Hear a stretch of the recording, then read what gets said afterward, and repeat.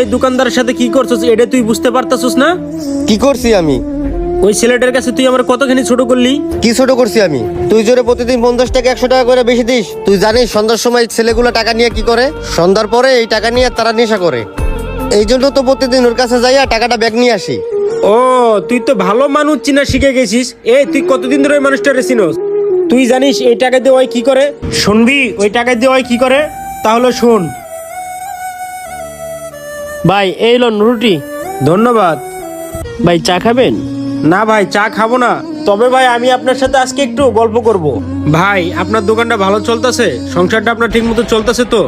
আপনাদের দোয়ায় আলহামদুলিল্লাহ ব্যবসা ভালোই চলতেছে, কিন্তু ভাই প্রতিদিন আম্মুর ওষুধের জন্য আর সংসারের খরচের জন্য প্রতিদিন দোকান থেকে 300 টাকা বের করতে হয়। ভাই দোকানে তো বেচাকেনা কম, কিন্তু আপনাদের দোয়ায় আলহামদুলিল্লাহ ভালোই চলতেছে। প্রতিদিন 300 টাকা করে বের করতে হয়।